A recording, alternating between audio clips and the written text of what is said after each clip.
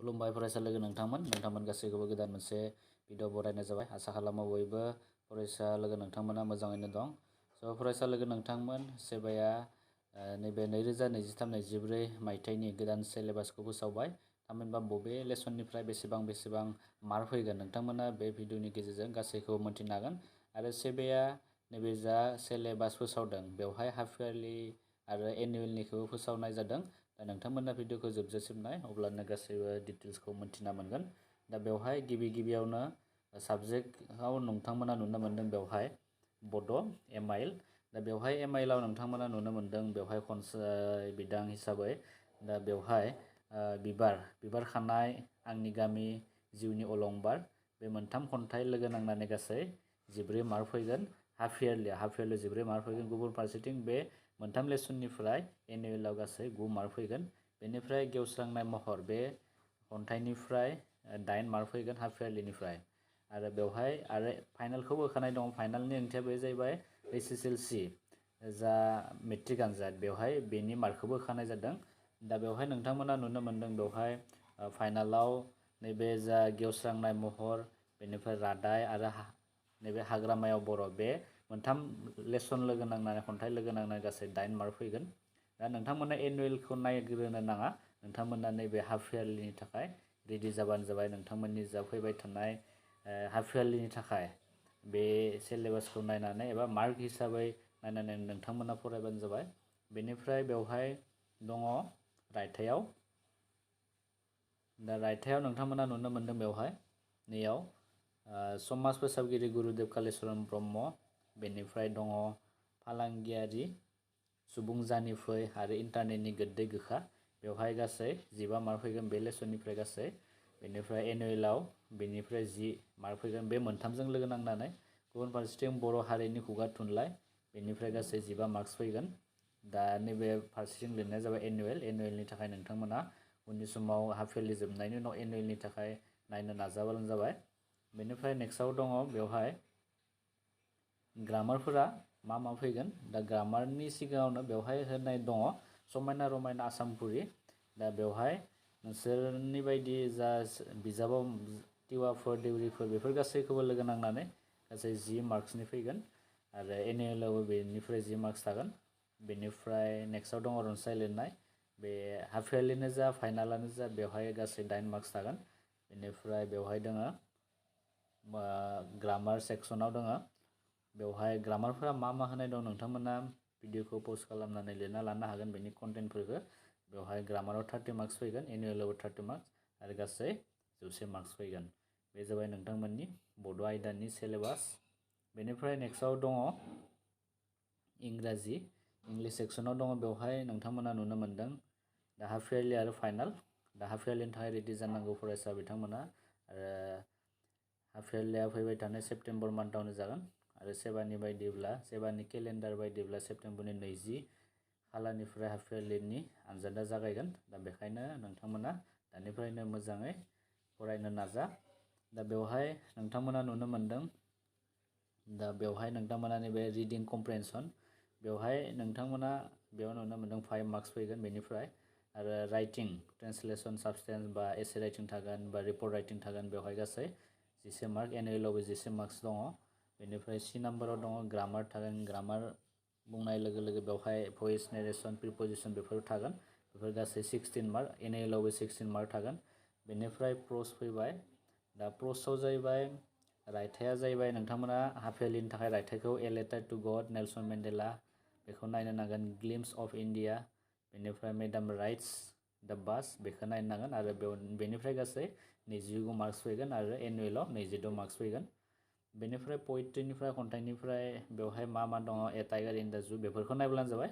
आं बेफोरखौ फरायना होबाय थाले, नोंथांमोना भिडिअखौ पज खालामनानै लिरनानै लानो हागोन। आरो बे जा सेबाया होनाय सिलेबास बेखौ भिडिअनि डिसक्रिपसनाव होनाय जागोन आं लिंकखौ। बे लिंकआव थांनानैबो नोंथांमोना डाउनलड खालामनानै मोजाङै लिरनानै लानो हागोन। दा बेखिनियानो इंलिसनिया।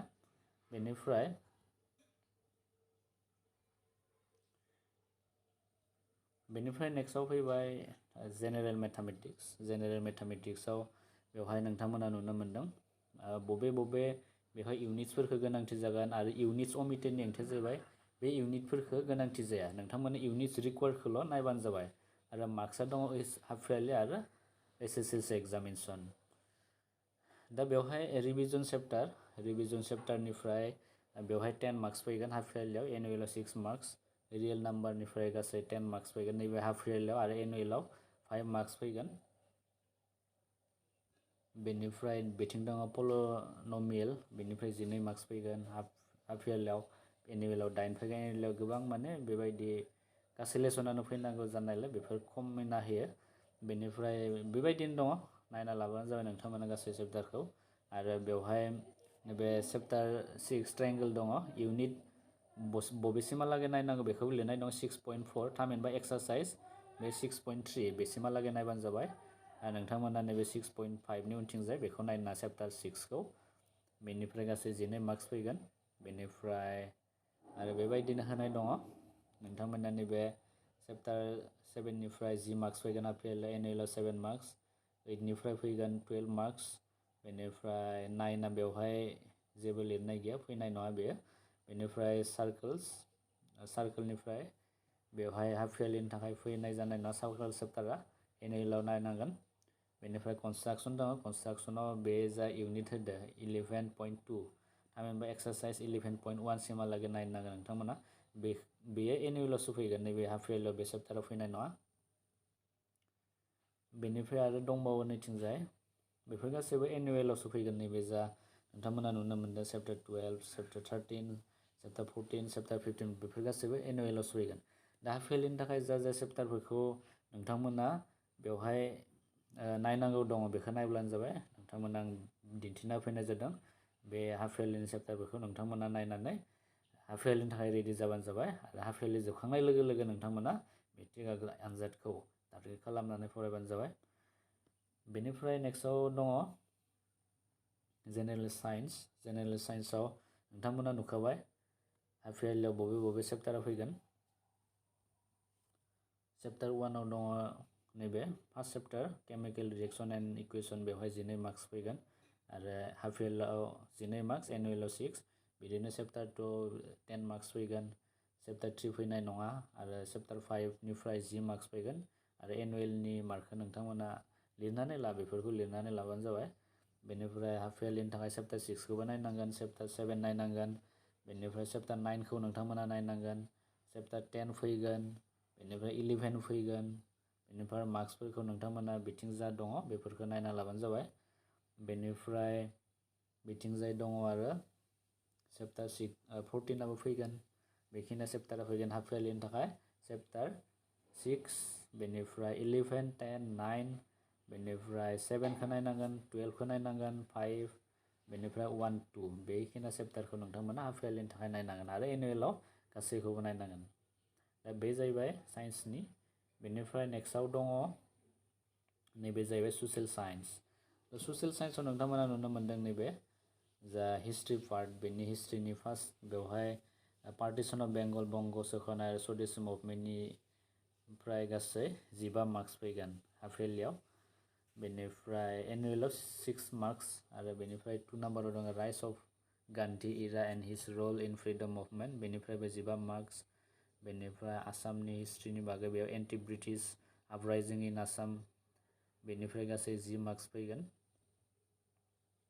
बेनिफ्राय बिथिं जिअग्राफि सेक्सन दङ इक'नमिक जिअग्राफिनिफ्राय 15 मार्क्स बेनिफ्राय इनभाइरनमेन्ट एन्ड इनभाइरनमेन्टेल प्रब्लेम्सनिफ्राय 15 मार्क्स बेनिफ्राय पलिटिकेल साइन्स दङ पलिटिकेल साइन्सनिफ्राय 10 मार्क्स फैगोन बेनिफ्राय बेबायदिनो बेखौ नायनानै नोंथांमोना फरायनो नाजा बेनिफ्राय आरो बेवहाय दोङो नोंथांमोननि इक'नमिक्सनिफ्राय मानि and banking and economic development बेखौ नायनांगोन नोंथांमोना दा बेवहाय 10 मार्क्स दङ एक्सुवेलि नैबे इक'नमिक डेभेलपमेन्टखौ नोंथांमोना नायना अनलि मानि एन्ड बेंकिंखौ हाफ यारलिनि थाखाय नायब्लानो जाबाय खिन्थु एनुवेलाव गासैखौबो नायनो नांगोन दा बेखिनियानो जाबाय ससियेल साइन्सनिमोन आं एनुवेलनिखौ बुङाखै एनुवेलाव गासैखौबो नोंथांमोना नायनो नांगोन हाफ यारलिनि थाखाय गिबियावनो रेडि जाग्रोनाय मोजां बेनिफ्राय एनुवेलनिखौबो नोंथांमोना सिलेबासखौ उननि समाव नायना लाब्लानो जाबाय बेनिफ्राय नेक्स्टआव दङ इलेक्टिभ साबजेक्ट इलेक्टिभ साबजेक्टफोरखौ आङो बुंथ'लिया नोंथांमोना भिडिअनि डिसक्रिपसनाव थांनानै नैबे PDF खौ डाउनलड खालामनानै गावबा गावनि मबाइलनिफ्राय लिरनानै लानो हागोन। स' बेखिनियानो जायफोर इलेक्टिभ लादों बिथांमोना गावबा गावनि इलेक्टिभनि मार्कखौ नायनानै फरायनो नाजा, बबे बबे लेसननिफ्राय बेसेबां फैगोन। थ' लोगोफोर बेखिनियानो नोंथांमोननि फैबाय थानाय आनजादनि सिलेबासमोन। स' फरायसा लोगो नोंथांमोन, उननि समाव जोङो नोंथांमोननो भिडिअ लाबोबाय थानो नाजागोन। जों सम मोनैनि थाखाय भिडिअफोरखौ लाबोनो हायाखै। स' उननि समाव जोङो जेसेबां हायो एसेबांनो थाबनो भिडिअफोरखौ लाबोनो नाजागोन। Thank you for वाचिं।